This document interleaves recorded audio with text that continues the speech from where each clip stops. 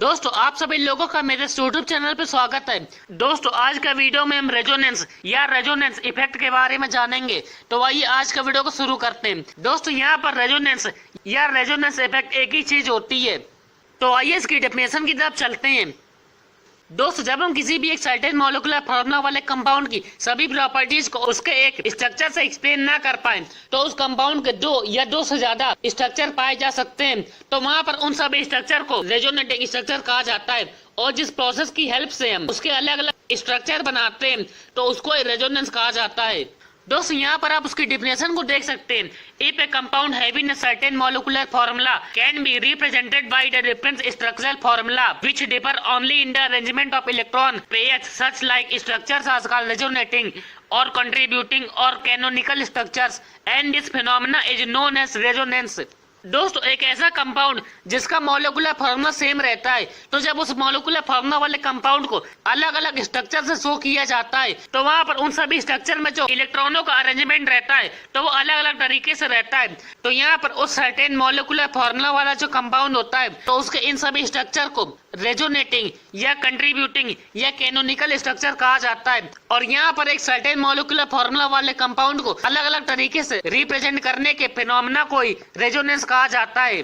दोस्तों यहाँ पर जितने भी रेजोनेटिंग स्ट्रक्चर बनते हैं तो उन सभी रेजोनेटिंग स्ट्रक्चर का जो मिक्सचर होता है तो उसको रेजोनेंस हाइब्रिड कहा जाता है। दोस्तों अगर किसी भी कंपाउंड के दो रेजोनेटिंग स्ट्रक्चर बनते हैं तो उन दोनों स्ट्रक्चर के बीच में इस तरह का साइन लगाया जाता है। दोस्तों आइए रेजोनेंस को अच्छी तरह से एग्जाम्पल से समझते हैं। दोस्तों यहाँ पर हमने बेंजीन का एग्जांपल लिया है। दोस्तों यहाँ पर जो बेंजीन होता है तो यहाँ पर बेंजीन की सभी प्रॉपर्टीज को उसका एक स्ट्रक्चर से एक्सप्लेन नहीं किया जा सकता है। दोस्तों यहाँ पर आप बेंजीन के दो स्ट्रक्चर को देख सकते हैं। दोस्तों इन स्ट्रक्चर को केकुले ने दिया था, इसलिए इनको केकुले स्ट्रक्चर कहा जाता है। दोस्तों यहाँ पर केकुले के इन दोनों स्ट्रक्चर में आप देख सकते हैं कि यहाँ पर तीन जगह पर बेंजीन में दोनों कार्बन के बीच में डबल बॉन्ड है और बाकी के तीन जगह पर बेंजीन में दोनों कार्बन के बीच में एक एक सिंगल बॉन्ड है। दोस्तों यहाँ पर सी डबल बॉन्ड सी की जो बॉन्ड लेंथ होती है तो वो 134 पिकोमीटर होती है और यहाँ पर सी सिंगल बॉन्ड सी की बॉन्ड लेंथ 154 पिकोमीटर होती है। तो इसका मतलब है कि यहाँ पर बेंजीन में 6 कार्बन के बीच में जो बॉन्ड बनता है तो उन सबकी बॉन्ड लेंथ सेम नहीं रहती है। दोस्तों लेकिन यहाँ पर एक्सपेरिमेंट से ये पता चला है कि बेंजीन में जितने भी कार्बन कार्बन के बीच में बॉन्ड बनते हैं तो उन सभी की बॉन्ड लेंथ सेम होती है, उनकी बॉन्ड लेंथ 139 पिकोमीटर होती है। दोस्तों लेकिन यहाँ पर केकुले का जो स्ट्रक्चर है तो उससे हमें पता चलता है कि यहाँ पर बेंजीन में तीन जगह कार्बन डबल बॉन्ड कार्बन का फॉर्मेशन होता है और यहाँ पर तीन जगह पर कार्बन सिंगल बॉन्ड कार्बन का फॉर्मेशन होता है। तो इसका मतलब है कि यहाँ पर केकुले का जो स्ट्रक्चर है तो वो बेंजीन की इस प्रॉपर्टी को एक्सप्लेन नहीं कर सकता है कि यहाँ पर बेंजीन में सभी कार्बन के बीच में बॉन्ड की बॉन्ड लेंथ सेम होती है। दोस्तों यहाँ पर बेंजीन के ये दोनों स्ट्रक्चर रेजोनेटिंग स्ट्रक्चर होते हैं। दोस्तों यहाँ पर इस पहले वाले स्ट्रक्चर से दूसरे स्ट्रक्चर को बनाया जा सकता है। अगर हम यहाँ पर पहले स्ट्रक्चर को देखें तो यहाँ पर एक डबल बॉन्ड यहाँ पर है, एक यहाँ पर डबल बॉन्ड है और एक यहाँ पर है। दोस्तों यहाँ पर बेंजीन में रेजोनेंस होता है। दोस्तों यहाँ पर बेंजीन के पहले वाले स्ट्रक्चर से दूसरे वाले स्ट्रक्चर को बनाया जा सकता है। दोस्तों अगर हम यहाँ पर पहले वाले स्ट्रक्चर को देखें तो इस पहले वाले स्ट्रक्चर में 3 पाई बॉन्ड है। दोस्तों जब यहाँ पर पहले वाले स्ट्रक्चर में ये जो पाई बॉन्ड है तो ये वाला पाई बॉन्ड जब यहाँ पर शिफ्ट होगा, ये वाला पाई बॉन्ड यहाँ पर शिफ्ट होगा और ये वाला पाई बॉन्ड यहाँ बगल में शिफ्ट हो जाता है तो हमें दूसरा वाला स्ट्रक्चर मिल जाता है। तो उसको आप यहाँ पर देख सकते हैं, यहाँ पर पहले बेंजीन से सभी पाई बॉन्ड अपनी बगल वाली जगह पर शिफ्ट हो गए हैं। तो इस तरह से हमने यहाँ पर देखा कि बेंजीन के इन दोनों स्ट्रक्चर में पाई बॉन्ड यहाँ से वहाँ घूम रहे हैं। दोस्तों इसीलिए यहाँ पर इन दोनों स्ट्रक्चर को रेजोनेटिंग स्ट्रक्चर कहा जाता है। दोस्तों अगर हम यहाँ पर इन दोनों रेजोनेटिंग स्ट्रक्चर को मिला लें तो यहाँ पर हमें रेजोनेंट हाइब्रिड मिलता है। तो यहाँ पर बेंजीन का रेजोनेंट हाइब्रिड कुछ ऐसा होता है। दोस्तों यहाँ पर ये जो रेजोनेंस हाइब्रिड है तो वह इन दोनों स्ट्रक्चर के मिक्सचर से मिलता है। दोस्तों यहाँ पर ये वाला जो रेजोनेंस हाइब्रिड होता है तो ये बेंजीन की सभी प्रॉपर्टीज को एक्सप्लेन करता है। दोस्तों अगर हम यहाँ पर देखें तो यहाँ पर सभी कार्बन के बीच में बॉन्ड लेंथ सेम होती है, वो 139 पिकोमीटर होती है। तो इस तरह से यहाँ पर रेजोनेंस की डेफिनेशन हो जाती है कि जब किसी भी सर्टेन मॉलिक्यूलर फार्मूला वाले कंपाउंड की सभी प्रॉपर्टीज को उसके एक स्ट्रक्चर से एक्सप्लेन ना किया जाए तो वहां पर उस कंपाउंड के दो या दो से ज्यादा स्ट्रक्चर पाए जाते हैं। वहां पर उन दोनों स्ट्रक्चर में इलेक्ट्रॉन पेयर का अरेंजमेंट अलग अलग होता है, तो वहां पर उन दोनों स्ट्रक्चर को रेजोनेटिंग स्ट्रक्चर कहा जाता है। अगर हम यहाँ पर उन दोनों रेजोनेटिंग स्ट्रक्चर को मिला दे तो वहां पर एक रेजोनेंट हाइब्रिड मिलता है, वो उस कंपाउंड की सभी प्रॉपर्टीज को एक्सप्लेन कर सकता है। और जिस प्रोसेस की हेल्प से हम रेजोनेटिंग स्ट्रक्चर को बनाते हैं तो उस प्रोसेस को ही रेजोनेंस कहा जाता है। दोस्तों ये तो रेजोनेंस के बारे में हो गया। दोस्तों अब आगे की तरफ चलते हैं। दोस्तों अब हम जानेंगे कि रेजोनेंस कहाँ पर पॉसिबल होता है, मतलब हम रेजोनेटिंग स्ट्रक्चर को किस तरह से बना सकते हैं। तो आइए उसकी तरफ चलते हैं। दोस्तों रेजोनेंस इन 5 तरह के कॉन्जुगेटेड सिस्टम में पॉसिबल होता है। तो यहाँ पर इन 5 कॉन्जुगेटेड सिस्टम को आप यहाँ पर देख सकते हैं। यहाँ पर पहला कॉन्जुगेटेड सिस्टम होता है कॉन्जुगेशन ऑफ 2 पाई बॉन्ड्स। दोस्तों हम इसको इस तरह से भी कह सकते हैं कि यहाँ पर पाई बॉन्ड की अल्टरनेटिव पोजीशन पर पाई बॉन्ड है, इसको हम इस तरह से भी लिख सकते हैं पाई सिग्मा पाई, मतलब यहाँ पर पहले एक पाई बॉन्ड है, फिर एक सिग्मा बॉन्ड है और फिर एक पाई बॉन्ड है। दोस्तों ये इसका पहला कॉन्जुगेटेड सिस्टम होता है। दोस्तों दूसरे तरह का कॉन्जुगेटेड सिस्टम होता है conjugation of pi bond with positive charge. हम इसको इस तरह से भी कह सकते हैं कि यहाँ पर पाई बॉन्ड की अल्टरनेटिव पोजीशन पर पॉजिटिव चार्ज है, इसको हम इस तरह से भी लिख सकते हैं पाई सिग्मा प्लस, मतलब यहाँ पर पहले पाई बॉन्ड है, फिर सिग्मा बॉन्ड है और फिर उसके बाद पॉजिटिव चार्ज है। दोस्तों ये दूसरे तरह का कॉन्जुगेटेड सिस्टम होता है। दोस्तों तीसरे तरह का कॉन्जुगेटेड सिस्टम होता है conjugation of pi bond with negative charge. दोस्तों इसका मतलब है कि यहाँ पर पाई बॉन्ड की अल्टरनेटिव पोजीशन पर नेगेटिव चार्ज रहता है। दोस्तों हम इसको इस तरह से भी लिख सकते हैं पाई सिग्मा नेगेटिव, मतलब यहाँ पर पहले पाई बॉन्ड है, फिर सिग्मा बॉन्ड है और फिर नेगेटिव चार्ज है। दोस्तों ये तीसरे तरह का कॉन्जुगेटेड सिस्टम होता है। दोस्तों चौथे तरह का कॉन्जुगेटेड सिस्टम होता है conjugation of pi bond with lone pair. दोस्तों इसका मतलब है कि यहाँ पर पाई बॉन्ड की अल्टरनेटिव पोजीशन पर लोन पेयर रहता है। दोस्तों हम इसको इस तरह से लिखते हैं पाई सिग्मा लोन पेयर, मतलब यहाँ पर पहले पाई बॉन्ड रहता है, फिर सिग्मा बॉन्ड रहता है और फिर लोन पेयर रहता है। दोस्तों ये चौथे तरह का कॉन्जुगेटेड सिस्टम होता है। दोस्तों अगले तरह का कॉन्जुगेटेड सिस्टम होता है conjugation of pi bond with unpaired और ऑड इलेक्ट्रॉन।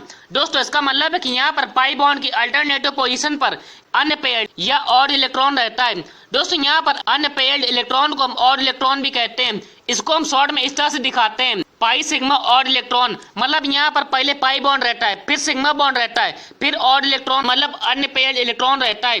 दोस्तों ये तो कॉन्जुगेटेड सिस्टम के बारे में हो गया। दोस्तों आइए इन 5 कॉन्जुगेटेड सिस्टम के एग्जांपल और इनमें रेजोनेंस किस तरह से होता है, तो आइए उसकी तरफ चलते हैं। दोस्तों यहाँ पर आप कॉन्जुगेटेड सिस्टम को इस तरफ देख सकते हैं। दोस्तों यहाँ पर ये सभी कॉन्जुगेटेड सिस्टम का एग्जांपल होते हैं। दोस्तों अगर हम यहाँ पर इन सभी एग्जांपल में देखें तो यहाँ पर एक एक पाई बॉन्ड है, तो उनको आप यहाँ पर देख सकते हैं। और दोस्तों यहाँ पर इन सभी एग्जांपल में पाई बॉन्ड के बाद एक एक सिग्मा बॉन्ड है, तो उसको आप यहाँ पर देख सकते हैं।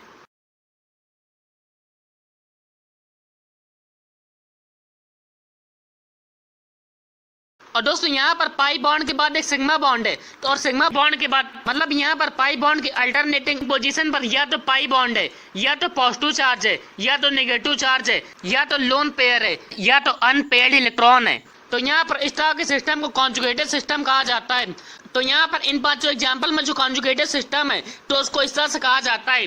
दोस्तों यहाँ पर जो पहला कॉन्जुगेटेड सिस्टम है तो यहाँ पर पाई बॉन्ड के साथ अल्टरनेटिंग पोजीशन में पाई बॉन्ड है, तो इसलिए इसको कहा जाएगा कॉन्जुगेशन ऑफ 2 पाई बॉन्ड्स। अगर हम यहाँ पर दूसरे एग्जांपल की बात करें तो यहाँ पर पाई बॉन्ड के साथ अल्टरनेटिंग पोजीशन पर पॉजिटिव चार्ज है, इसलिए इसको कहा जाएगा conjugation of pi bond with positive charge. दोस्तों अगर हम यहाँ पर तीसरे एग्जांपल की बात करें तो यहाँ पर तीसरे एग्जांपल में पाई बॉन्ड के साथ अल्टरनेटिंग पोजीशन पर नेगेटिव चार्ज है, तो इसलिए इसको कहा जाएगा conjugation of pi bond with negative charge. दोस्तों अगर हम यहाँ पर चौथे एग्जांपल की बात करें तो यहाँ पर पाई बॉन्ड के साथ अल्टरनेटिंग पोजीशन पर लोन पेयर है, तो इसको कहा जाएगा conjugation of pi bond with lone pair. दोस्तों अगर हम यहाँ पर पांचवें एग्जांपल की बात करें तो यहाँ पर पाई बॉन्ड के साथ अल्टरनेटिंग पोजीशन पर अनपेयर्ड इलेक्ट्रॉन है, इसलिए इसको कहा जाएगा conjugation of pi bond with unpaired electron. तो इस तरह से यहाँ पर इन 5 कॉन्जुगेटेड सिस्टम का नाम दिया जाता है। दोस्तों अब आइए इनमें रेजोनेंस कैसे होता है तो उसकी तरफ चलते हैं। दोस्तों अगर हम यहाँ पर पहले एग्जांपल को देखें तो यहाँ पर हमारा पहला एग्जांपल है 1,3 ब्यूटाडाइन। दोस्तों अगर हम यहाँ पर 1,3 ब्यूटाडाइन में देखें तो इसमें एक पाई बॉन्ड यहाँ पर है और एक पाई बॉन्ड यहाँ पर है। दोस्तों अब यहाँ पर इसका रेजोनेटिंग स्ट्रक्चर बनाने के लिए यहाँ पर जो पाई बॉन्ड होता है तो वो इस कार्बन की तरफ ब्रेक हो जाता है, मतलब यहाँ पर कार्बन पर नेगेटिव चार्ज आ जाता है और इस कार्बन पर पॉजिटिव चार्ज आ जाता है। दोस्तों अब इसके बाद यहाँ पर ये वाला जो पाई बॉन्ड है तो ये वाला पाई बॉन्ड इस कार्बन की तरफ ब्रेक होता है, तो इसका मतलब है कि यहाँ पर इस कार्बन पर नेगेटिव चार्ज और इस कार्बन पर पॉजिटिव चार्ज आ जाता है। दोस्तों अब इसके बाद इस कार्बन का नेगेटिव चार्ज और इस कार्बन का पॉजिटिव चार्ज आपस में मिल करके एक पाई बॉन्ड को बना लेते हैं। तो इस तरह से यहाँ पर आप इसके पहले रेजोनेटिंग स्ट्रक्चर को देख सकते हैं। दोस्तों यहाँ पर इसका रेजोनेटिंग स्ट्रक्चर कुछ इस तरह से भी बन सकता है। दोस्तों अगर हमें यहाँ पर ऐसा रेजोनेटिंग स्ट्रक्चर बनाना हो तो यहाँ पर ये वाला पाई बॉन्ड इस कार्बन की तरफ ब्रेक होता है, जिससे इस कार्बन पर पॉजिटिव चार्ज और इस कार्बन पर नेगेटिव चार्ज आ जाता है। और दोस्तों यहाँ वाला पाई बॉन्ड इस कार्बन की तरफ ब्रेक होता है, जिससे इस कार्बन पर नेगेटिव चार्ज और इस कार्बन पर पॉजिटिव चार्ज आ जाता है। दोस्तों अब इसके बाद इस कार्बन का पॉजिटिव चार्ज और इस कार्बन का नेगेटिव चार्ज आपस में मिल करके एक बॉन्ड को बना लेते हैं। तो इस तरह से यहाँ पर एक और रेजोनेटिंग स्ट्रक्चर का फॉर्मेशन हो जाता है। तो उसको आप यहाँ पर देख सकते हैं। तो इस तरह से यहाँ पर 1,3 ब्यूटाडाइन को 3 तरह से दिखाया जा सकता है, मतलब इसके 3 रेजोनेटिंग स्ट्रक्चर होते हैं। तो दोस्तों ये तो पहले तरह के कॉन्जुगेटेड सिस्टम में रेजोनेंस किस तरह से होता है तो उसका एग्जांपल हो गया है। दोस्तों इस तरह के कॉन्जुगेशन सिस्टम का एग्जांपल बेंजीन भी होता है। दोस्तों अगर हम यहाँ पर दूसरे एग्जांपल की बात करें तो यहाँ पर पाई बॉन्ड के साथ अल्टरनेटिंग पोजीशन पे पॉजिटिव चार्ज है। दोस्तों अब इसमें रेजोनेंस किस तरह से होता है तो आइए इसकी तरफ चलते हैं। दोस्तों यहाँ पर जो पाई बॉन्ड होता है तो वो पाई बॉन्ड इस कार्बन की तरफ ब्रेक होता है, जिससे इस कार्बन पर नेगेटिव चार्ज और इस कार्बन पर पॉजिटिव चार्ज आ जाता है। दोस्तों अब इसके बाद इस कार्बन का नेगेटिव चार्ज और इस कार्बन का पॉजिटिव चार्ज आपस में मिल करके एक बॉन्ड का फॉर्मेशन कर लेते हैं। इस तरह से यहाँ पर इसका रेजोनेटिंग स्ट्रक्चर बन जाता है। तो उसको आप यहाँ पर देख सकते हैं। दोस्तों अगर हम यहाँ पर तीसरे एग्जाम्पल की बात करें तो यहाँ पर जो पाई बॉन्ड रहता है तो यहाँ पर पाई बॉन्ड के साथ अल्टरनेटिंग पोजीशन पर नेगेटिव चार्ज है। दोस्तों यहाँ पर जो पाई बॉन्ड रहेगा तो वो पाई बॉन्ड इस कार्बन की तरफ ब्रेक होता है, जिससे इस कार्बन पर नेगेटिव चार्ज और इस कार्बन पर पॉजिटिव चार्ज आ जाता है। दोस्तों अब इसके बाद इस कार्बन का पॉजिटिव चार्ज और इस कार्बन का नेगेटिव चार्ज आपस में मिल करके एक बॉन्ड को बना लेते हैं। तो इस तरह से यहाँ पर इसका रेजोनेटिंग स्ट्रक्चर बन जाता है। तो उसको आप यहाँ पर देख सकते हैं। दोस्तों ये तो तीसरा एग्जाम्पल हो गया। दोस्तों अब अगले एग्जाम्पल की तरफ चलते हैं। दोस्तों यहाँ पर अगले एग्जाम्पल में पाई बॉन्ड के साथ अल्टरनेटिंग पोजीशन पर लोन पेयर है। दोस्तों अब इसमें रेजोनेंस कैसे होता है तो आइए इसकी तरफ चलते हैं। दोस्तों यहाँ पर NH2 ग्रुप में नाइट्रोजन पर जो लोन पेयर है तो ये अपना लोन पेयर यहाँ पर डोनेट करता है, जिससे यहाँ पर एक डबल बॉन्ड हो जाता है।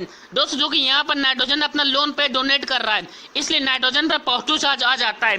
दोस्तों जब यहाँ पर नाइट्रोजन अपना लोन पेयर डोनेट कर देता है तो यहाँ पर इस कार्बन पर 5 बॉन्ड हो जाते हैं। दोस्तों कार्बन 5 बॉन्ड नहीं बना सकता है, तो इसलिए यहाँ पर जो पाई बॉन्ड है तो वो पाई बॉन्ड इस कार्बन की तरफ ब्रेक हो जाता है, जिससे इस कार्बन पर नेगेटिव चार्ज आ जाता है। तो इस तरह से यहाँ पर इसका रेजोनेटिंग स्ट्रक्चर बन जाता है। तो उसको आप यहाँ पर देख सकते हैं। यहाँ पर नाइट्रोजन पर पॉजिटिव चार्ज आ गया है और कार्बन पर नेगेटिव चार्ज आ गया है। दोस्तों इस तरह से चौथा एग्जाम्पल हो गया। दोस्तों हमारा अगला एग्जाम्पल फ्री रेडिकल वाला। दोस्तों यहाँ पर पाई बॉन्ड के साथ अल्टरनेटिंग पोजीशन पर अनपेयर्ड इलेक्ट्रॉन है। दोस्तों इसमें रेजोनेंस किस तरह से होता है तो आइए इसके बारे में जानते हैं। दोस्तों रेजोनेंस के लिए यहाँ पर होमोलिटिक फिजन होता है, जिससे यहाँ पर इन दोनों कार्बन के बीच में जो पाई बॉन्ड बना है तो यहाँ पर इन दोनों कार्बन के बीच में पाई बॉन्ड बनाने के लिए ये दोनों कार्बन अपना एक एक इलेक्ट्रॉन शेयर करते हैं। तो यहाँ पर जब होमोलिटिक फिजन होता है तो यहाँ पर पाई बॉन्ड बनाने के लिए दोनों कार्बन का जो इलेक्ट्रॉन शेयर होता है तो वो इलेक्ट्रॉन दोनों कार्बन की तरफ चला जाता है। मतलब ये कार्बन अपना इलेक्ट्रॉन अपनी तरफ खींच लेता है और ये वाला कार्बन अपना इलेक्ट्रॉन अपनी तरफ खींच लेता है।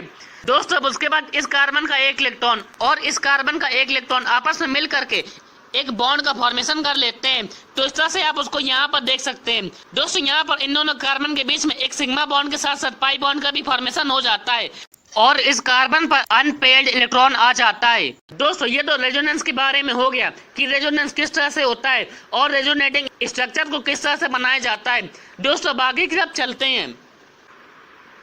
दोस्तों अब हम रेजोनेंस इफेक्ट के टाइप के बारे में जानेंगे। तो आइए इसके टाइप की तरफ चलते हैं। दोस्तों यहाँ पर कॉन्जुगेटेड सिस्टम से जुड़ने वाले एटम या ग्रुप के बेस पर रेजोनेंस इफेक्ट 2 तरह का होता है, जिसमें पहला होता है +R इफेक्ट और दूसरा होता है -R इफेक्ट। तो आइए पहले +R इफेक्ट की तरफ चलते हैं।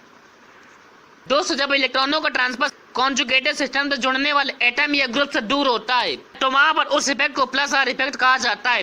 दोस्तों यहाँ पर आप +R इफेक्ट दिखाने वाले कुछ ग्रुप को देख सकते हैं। दोस्तों यहाँ पर ध्यान रखिएगा कि जो भी ग्रुप +R इफेक्ट दिखाते हैं तो उन पर लोन पेयर जरूर रहता है। दोस्तों अगर हम यहाँ पर हेलोजन की बात करें तो यहाँ पर हेलोजन पर लोन पेयर रहता है, इसलिए ये प्लस आर इफेक्ट दिखाते हैं। अगर हम यहाँ पर OH की बात करें मतलब एल्कोहल ग्रुप की, तो यहाँ पर ऑक्सीजन पर लोन पेयर रहता है। अगर हम यहाँ पर ईथर की बात करें मतलब OR की, तो यहाँ पर ऑक्सीजन पर लोन पेयर रहता है। इसी तरह से यहाँ पर एस्टर ग्रुप में भी ऑक्सीजन पर लोन पेयर रहता है। यहाँ पर NH2 में नाइट्रोजन पर, NHR में नाइट्रोजन पर, NR2 में नाइट्रोजन पर, NHCOR में भी नाइट्रोजन पर लोन पेयर रहता है, इसीलिए ये प्लस आर इफेक्ट दिखाते हैं। तो आइए इनके एग्जाम्पल की तरफ चलते हैं। दोस्तों यहाँ पर हमने 2 एग्जाम्पल लिया है। दोस्तों यहाँ पर ये पहला एग्जाम्पल है। दोस्तों यहाँ पर पाई बॉन्ड के साथ अल्टरनेटिंग पोजीशन पर लोन पेयर है, इसलिए यहाँ पर रेजोनेंस होता है। तो यहाँ पर आप उसका रेजोनेंस देख सकते हैं। दोस्तों यहाँ पर NH2 ग्रुप में नाइट्रोजन जब अपना लोन पेयर यहाँ पर डोनेट करता है तो यहाँ पर एक बॉन्ड का फॉर्मेशन हो जाता है, जिससे यहाँ पर कार्बन 5 बॉन्ड बनाने लगता है। दोस्तों कार्बन 5 बॉन्ड कभी नहीं बनाता है, इसलिए यहाँ पर ये जो पाई बॉन्ड है तो यहाँ पर पाई बॉन्ड के इलेक्ट्रॉन इस कार्बन की तरफ ट्रांसफर हो जाते हैं, जिससे यहाँ पर कार्बन पर नेगेटिव चार्ज आ जाता है। दोस्तों चूंकि यहाँ पर नाइट्रोजन अपना लोन पेयर डोनेट करता है, इसलिए यहाँ पर नाइट्रोजन पर पॉजिटिव चार्ज आ जाता है। दोस्तों ये तो पहले एग्जाम्पल के बारे में हो गया। दोस्तों हमारा अगला एग्जाम्पल है एनिलीन का। दोस्तों यहाँ पर एनिलीन में बेंजीन से NH2 ग्रुप जुड़ा हुआ है, तो यहाँ पर NH2 ग्रुप में नाइट्रोजन पर लोन पेयर रहता है। तो यहाँ पर जब नाइट्रोजन अपना लोन पेयर बेंजीन रिंग की तरफ डोनेट करता है तो यहाँ पर एक डबल बॉन्ड का फॉर्मेशन हो जाता है। दोस्तों अब इसके बाद यहाँ पर जो कार्बन रहता है तो वो 5 बॉन्ड बनाने लगता है। दोस्तों कार्बन 5 बॉन्ड कभी भी नहीं बना सकता है, इसलिए यहाँ पर ये जो पाई बॉन्ड है तो इस पाई बॉन्ड के इलेक्ट्रॉन इस कार्बन की तरफ ट्रांसफर हो जाते हैं, जिससे यहाँ पर नेगेटिव चार्ज आ जाता है।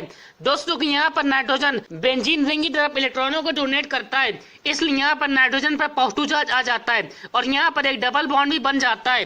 दोस्तों अब इसके बाद ये जो नेगेटिव चार्ज रहता है तो ये नेगेटिव चार्ज पूरे बेंजीन रिंग में घूमता रहता है। दोस्तों यहाँ पर नेगेटिव चार्ज है मतलब यहाँ पर इलेक्ट्रॉन पेयर है, तो जब ये इलेक्ट्रॉन पेयर यहाँ पर आता है तो यहाँ पर एक पाई बॉन्ड बन जाता है। तो उस कंडीशन में यहाँ पर ये जो पाई बॉन्ड है तो वो पाई बॉन्ड इस कार्बन की तरफ ब्रेक हो जाता है, जिससे यहाँ पर इस कार्बन पर नेगेटिव चार्ज आ जाता है। उसको आप यहाँ पर देख सकते हैं। दोस्तों अब इसके बाद जब भी नेगेटिव चार्ज यहाँ पर आता है मतलब जब इलेक्ट्रॉन यहाँ पर आते हैं तो यहाँ पर एक डबल बॉन्ड का फॉर्मेशन हो जाता है और उस समय यहाँ पर ये जो पाई बॉन्ड है तो ये पाई बॉन्ड इस कार्बन की तरफ ब्रेक हो जाता है, जिससे यहाँ पर नेगेटिव चार्ज आ जाता है। तो उसको आप यहाँ पर देख सकते हैं। दोस्तों अब इसके बाद ये जो नेगेटिव चार्ज है तो जब भी नेगेटिव चार्ज यहाँ पर आता है तो यहाँ पर एक पाई बॉन्ड बन जाता है। तो उसके बाद यहाँ पर नाइट्रोजन अपना लोन पेयर जो बेंजीन को दिया रहता है तो वो अपना लोन पेयर अपनी तरफ खींच लेता है। तो इस तरह से यहाँ पर ये वाली कंडीशन आ जाती है। दोस्तों यहाँ पर इस कंडीशन और इस कंडीशन में बस इतना ही डिफरेंस होता है कि यहाँ पर इन दोनों कंडीशन में बेंजीन के जो पाई बॉन्ड है तो उनकी पोजीशन बदल गई है। तो इस तरह से हमने यहाँ पर देखा कि जब कॉन्जुगेटेड सिस्टम के साथ कोई ऐसा एटम या ग्रुप जुड़ा हुआ हो जो उसको इलेक्ट्रॉन पेयर डोनेट कर रहा हो, मतलब जब इलेक्ट्रॉनों का ट्रांसफर जुड़े हुए एटम या ग्रुप से सिस्टम की तरफ हो रहा है तो इस तरह का इफेक्टिव प्लस आर इफेक्ट कहा जाता है। दोस्तों अब आगे की तरफ चलते हैं। दोस्तों अब हम माइनस आर इफेक्ट के बारे में जानेंगे, तो आइए इसकी तरफ चलते हैं। दोस्तों जब इलेक्ट्रॉनों का ट्रांसफर जुड़े हुए एटम या ग्रुप की ओर होता है तो वहां पर उस इफेक्ट को माइनस आर इफेक्ट कहा जाता है। दोस्तों यहाँ पर आप माइनस आर इफेक्ट दिखाने वाले कुछ ग्रुप को देख सकते हैं। दोस्तों यहाँ पर carboxylic acid group, aldehyde group, ketone group, cyanide group और नाइट्रो ग्रुप ये सभी माइनस आर इफेक्ट दिखाते हैं। तो आइए इनके एग्जाम्पल की तरफ चलते हैं। दोस्तों यहाँ पर आप पहला एग्जांपल देख सकते हैं। दोस्तों यहाँ पर पहले एग्जांपल में यहाँ पर CHO ग्रुप जुड़ा हुआ है, मतलब यहाँ पर एल्डिहाइड ग्रुप जुड़ा हुआ है। दोस्तों यहाँ पर एल्डिहाइड ग्रुप में ऑक्सीजन ज्यादा इलेक्ट्रोनेगेटिव होता है, तो इसलिए ये कार्बन के साथ बने हुए डबल बॉन्ड में से पाई इलेक्ट्रॉनों को अपनी तरफ खींच लेता है, जिससे यहाँ पर ऑक्सीजन पर नेगेटिव चार्ज आ जाता है और यहाँ पर कार्बन पर पॉजिटिव चार्ज आ जाता है। तो उसके बाद यहाँ पर ये जो पाई बॉन्ड है तो यहाँ पर ये पाई बॉन्ड यहाँ पर शिफ्ट हो जाता है, जिससे यहाँ पर एक पाई बॉन्ड बन जाता है और यहाँ पर इस कार्बन का पॉजिटिव चार्ज आ जाता है। तो इस तरह से यहाँ पर आप उसका रेजोनेटिंग स्ट्रक्चर देख सकते हैं। यहाँ पर ऑक्सीजन पर नेगेटिव चार्ज है और यहाँ पर इस कार्बन पर पॉजिटिव चार्ज है। तो इस तरह से हमने यहाँ पर देखा कि इलेक्ट्रॉनों का जो ट्रांसफर है वो जुड़े हुए एटम या ग्रुप की तरफ हो रहा है। यहाँ पर एल्डिहाइड ग्रुप जुड़ा है, इसलिए यहाँ पर इलेक्ट्रॉनों का ट्रांसफर एल्डिहाइड ग्रुप की तरफ हो रहा है। तो इसका मतलब है कि यहाँ पर एल्डिहाइड माइनस इफेक्ट दिखाता है। दोस्तों यहाँ पर दूसरा एग्जांपल है नाइट्रोबेंजीन का। दोस्तों यहाँ पर आप नाइट्रोबेंजीन को देख सकते हैं। दोस्तों यहाँ पर नाइट्रोबेंजीन में अगर आप यहाँ पर देखें तो यहाँ पर नाइट्रोजन के साथ ऑक्सीजन जुड़ा हुआ है। दोस्तों ऑक्सीजन नाइट्रोजन से ज्यादा इलेक्ट्रोनेगेटिव होता है, इसलिए वो पाई बॉन्ड के इलेक्ट्रॉनों को अपनी तरफ खींच लेता है। जिससे ऑक्सीजन पर नेगेटिव चार्ज आ जाता है और नाइट्रोजन पर पॉजिटिव चार्ज आ जाता है। दोस्तों अब इसके बाद जब इलेक्ट्रॉनों की कमी हो जाती है तो यहाँ पर नाइट्रोजन बेंजीन से इलेक्ट्रॉनों को अपनी तरफ खींचने लगता है।